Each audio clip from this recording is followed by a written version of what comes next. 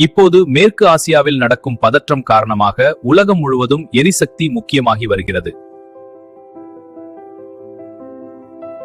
இந்த சூழ்நிலையில் இந்திய அரசாங்கம் நமது மக்களை பாதுகாக்கவும் எரிசக்தி விநியோகத்தை பாதுகாப்பாக வைத்திருக்கவும் பல நடவடிக்கைகள் எடுத்து வருகிறது.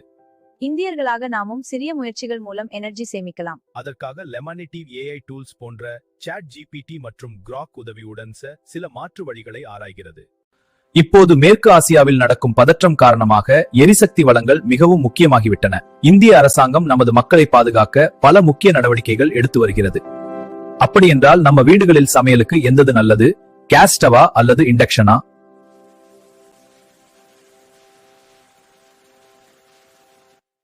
பல வருடங்களாக நம்ம வீடுகளில் கேஸ் ஸ்டவ் தான் முக்கியமான சமையல் சாதனம்.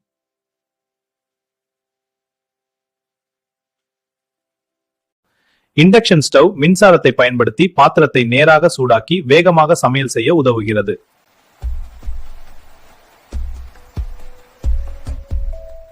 ஆனா முக்கியமான கேள்வி, மாதத்துக்கு எது குறைந்த செலவு?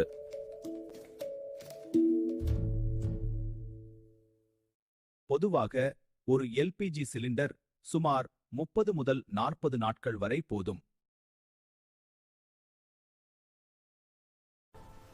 ஒரு நாள் 2 மணி நேரம் இண்டக்ஷன் பயன்படுத்தினாலும் மின்சார செலவு சுமார் அதே அளவா இருக்கும்.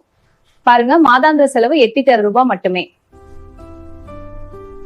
இந்த இண்டக்ஷன் ஸ்டவ்ல वो समकी ஆனா கேஸ் ஸ்டவ் இன்னும் சில உணவுகளுக்கு நல்லது. நகரங்களில் பல குடும்பங்கள் இப்போது 2 ஸ்டவ்களையும் சேர்த்து பயன்படுத்துவதை, கிராமங்களில் இன்னும் கேஸ் ஸ்டவ் தான் முக்கியமான சமையல் முறையாக இருக்கிறது.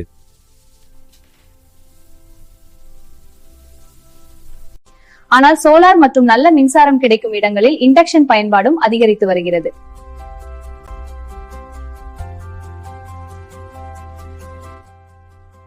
அதனால் கேஸ் மற்றும் இண்டக்ஷன் ரெண்டுக்கும் மாத செலவு பெரிதாக வேறுபாடு இல்லை.